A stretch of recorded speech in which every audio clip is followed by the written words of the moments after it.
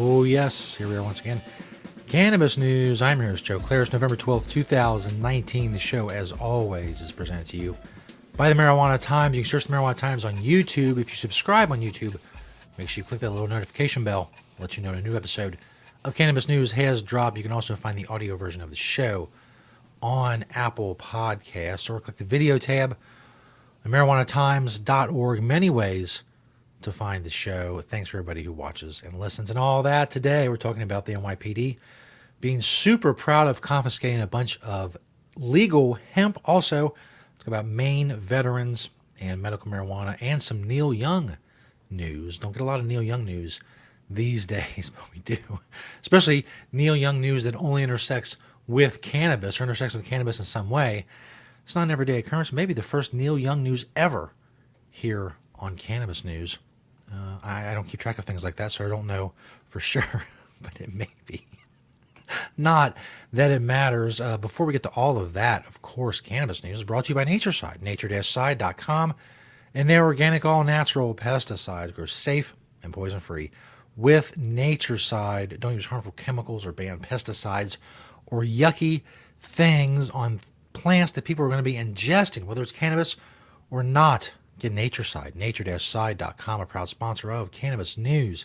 Thank you, Natureside. Now over 2 years of sponsorship of Cannabis News. This first story from marijuanatimes.org by Jason Sander. NYPD confiscates 106 pounds of hemp, mistaking it for its, it's more illicit, more famous, whatever you want to call it, more federally illegal, if you will, marijuana. November 3rd, NYPD's 75th Precinct posted a photo on their Facebook page with officers holding 106 pounds of what they believe to be illegal cannabis. Unfortunately for the officers, it was actually hemp that they had confiscated. The caption read, quote, "Great job by Day Tour Sector E yesterday. Working with FedEx and other local law enforcement, they were able to confiscate 106 pounds of marijuana and arrest the individual associated with the intended delivery." Fox Holler Farms, New Haven, Vermont, later made a Facebook page post of their own to clarify the story. The legal hemp farm explained how they are compliant with their hemp crops. The farm explained how officers mistakenly thought the intercepted shipment was illegal marijuana, when it was actually perfectly legal and compliant hemp. Their post reads in part, quote, "We've been working hard all summer to grow a CBD compliant hemp crop. We succeeded too. Our crop was quote-unquote non-detectable on Delta-9 THC, compliant in Vermont, New York, and federally. The shipment was 100% hemp." So, I mean, you see the officers are very, very happy about what they did. And they worked with local law enforcement, FedEx, and so it was a big operation to get 106 pounds of hemp. But now, at least some evil hemp is off the streets. We can all rest a little easier. I know I can. If there was 106 pounds of hemp out there, even worse, can you imagine if there was 106 pounds of marijuana out there being transported somewhere? I'm discombobulated about the whole thing. Sarcasm over. Moving on. WGME.com brings us this story from Maine. "Cannabis has saved my life. Maine veterans fear penalties for using medical marijuana." This was posted yesterday for Veterans Day. Their I-team at WGME investigated a legal struggle involving Maine veterans and medical marijuana. Of course, medical marijuana is legal in Maine, but is still illegal on the federal level. Veterans that the I-team talked to say they're in a really tough spot. Medical marijuana is helping them deal with pain and post-traumatic stress disorder, but because the Department of Veterans Affairs is run by the feds, veterans are on their own. They want to use cannabis products, and they fear losing benefits. "It's made all the changes in the world," said veteran Scott Durst. He said his path to medical cannabis product is a bit unconventional. He's not only a veteran, he also spent more than 3 decades in law enforcement, including as a drug enforcement agent.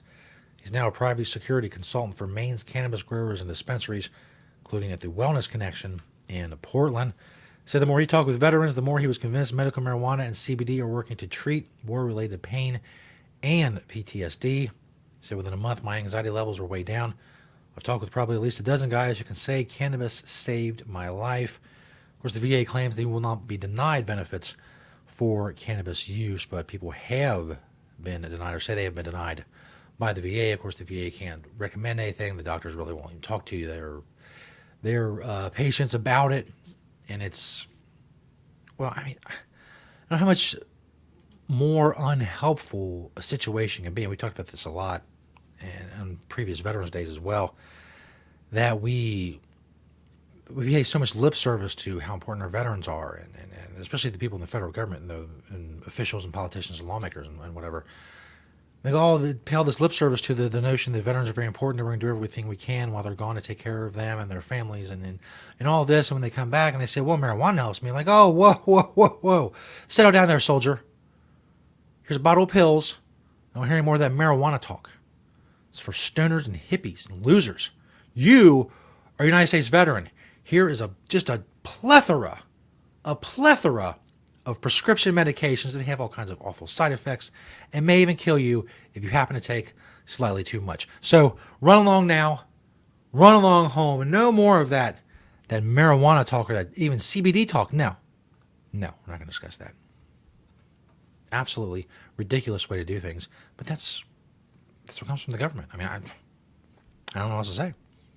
How else I can illuminate the idiocy that emanates from people who feel like they should be running the lives of others. It's just not, it's not a good thing in so many ways. This last story from the New York Times, the much promised, the much ballyhooed Neil Young news. Will Neil Young's marijuana use keep him from becoming a U.S. citizen? I don't know.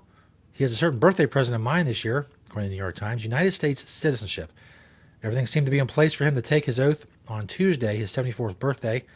Canadian singer told the Los Angeles Times last month, amid what he called a climate emergency, he was looking forward to voting in the 2020 presidential election. But Young's marijuana use, something he's been open about for years, may stand in the way. In general, someone applying for citizenship risks failing the government's, quote, good moral character test if he illegally uses drugs. It's the same government we were just talking about, denying veterans even discussions with their doctors about cannabis use.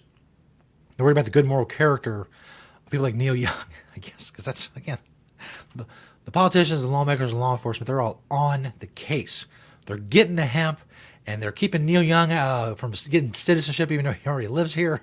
It's all, they're on all fronts. They're holding back the tide of something awful that's coming if, hemp gets delivered and Neil Young becomes a U.S. citizen. I don't know.